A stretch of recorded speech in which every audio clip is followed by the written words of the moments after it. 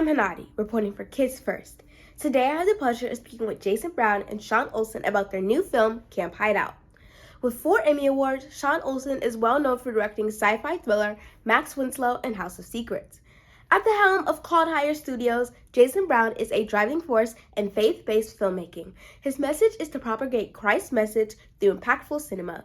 Today, we're discussing their latest film, Camp Hideout, a film that profoundly uplifts. What drew you to Camp Hideout, or what drew you to the Camp Hideout story? We love Camp Hideout because we love kids. We're passionate about kids. I'm a foster family, and so we've had foster children, through our home. My partner Phil has had over 10 foster kids through his home, and so this movie has a special place in our hearts because Noah, the lead character, is from a foster family and lived in a group home, and just has had some rough times in life.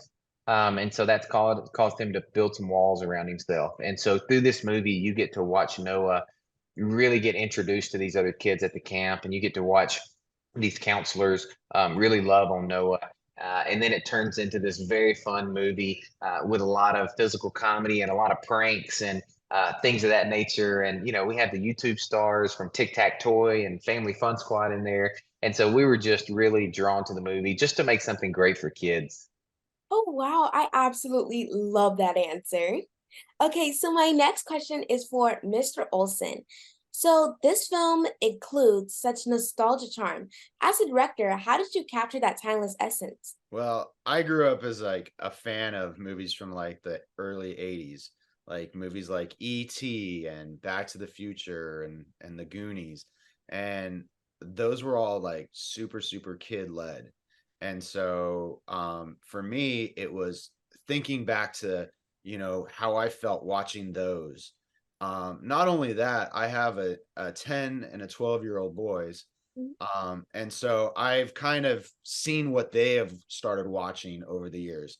So, the types of movies and shows and things. And so that really helped kind of guide me as far as, what is it that, younger audiences are looking for, but also, putting something of, what I enjoyed growing up watching. And I know that the producers of the film as well, like we all, grew up on those types of movies that like, you can watch as a family. You can watch it and you can watch it as a family. Your parents don't even have to be in the room, but it's always better when everyone's watching it together for movie night, right?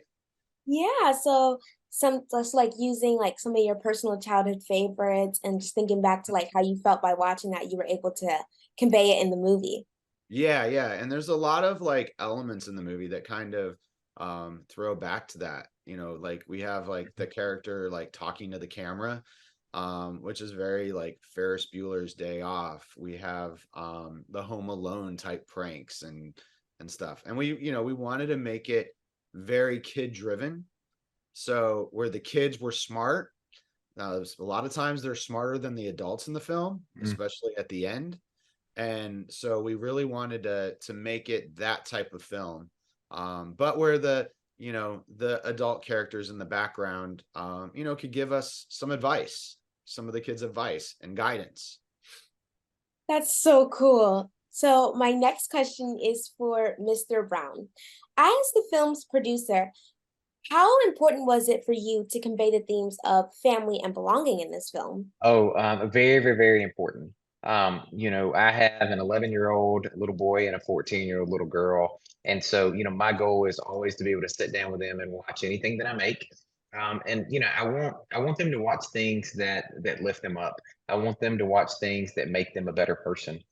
And so, those themes of belonging and friendship and unconditional love, I think those are things that they'll use their entire lives. And so, it was great, and it was very important to me. I love that answer. So my next question is for Mr. Olson. I love the camp setting in the film. So how important was it for you to secure the right location in this film, and where did you find it? It was very important. It was very important for our script too, because in order for us to tell the story, we needed to know what camp we were filming at so we could put in all the cool stuff at the camp, including like, the swimming area where they had the air mats and the zip line. So Jason Brown found Deer Run, which is a camp that he has gone to for years. And so that's how we found our camp.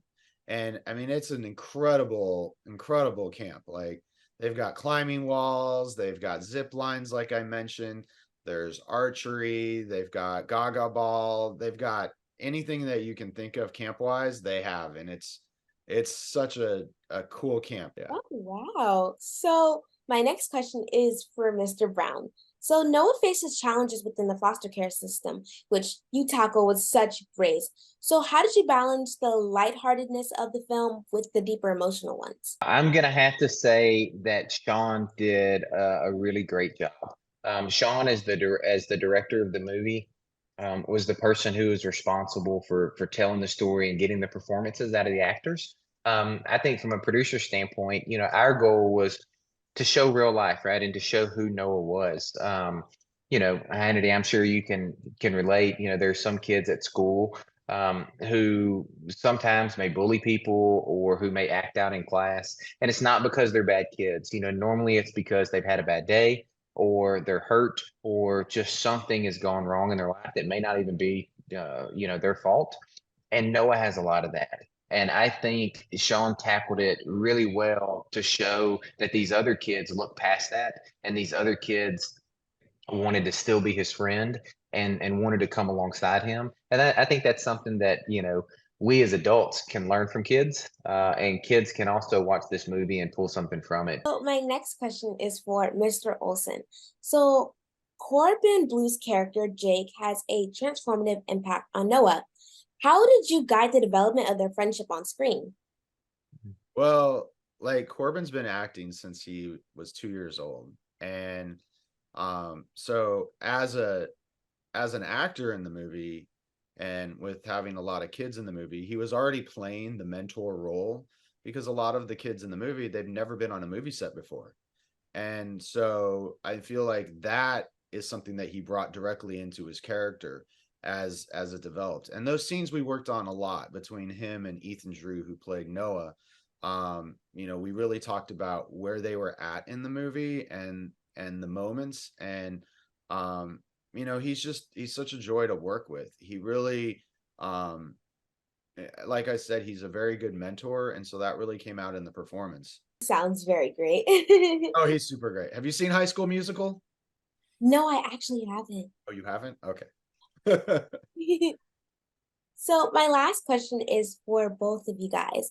So what do you hope the audience will take away from watching this film? I hope that audiences will take away, there's good, clean family fun to be had in the theater. It's something that, everyone can kind of get together and enjoy for movie night. And the fact that, it's like with our Noah character, it's never too late to ask for help and to get it and to change. And that's really, for me, the biggest takeaway is, it's never too late to ask for help. You make new friends, they have your back. I'll leave it at that. Hanadie, I would say, what I hope people take away from this film, especially kids, is, look, God loves you, right? And he tells us to love other people, right? And so even when they don't act a perfect way, and they may be rough around the edges, we're still called to love them. And so I hope that kids take that away. But then at the end of the day, I hope they just have a fun time watching this movie. I hope they laugh. I hope they eat the popcorn and just have a good experience while also, learning some good lessons. I love both of you guys' answers. So thank you guys so much for talking with me. Camp Hideout will release in theaters on September 15th, 2023. I'm Hanadie, reporting for Kids First. Be sure to like and subscribe to our channel to stay informed about upcoming films. Thank you. Bye. I'm Hanadie, reporting for Kids First. Be sure to like and subscribe to our channel to stay informed about upcoming films. Thank you. Bye.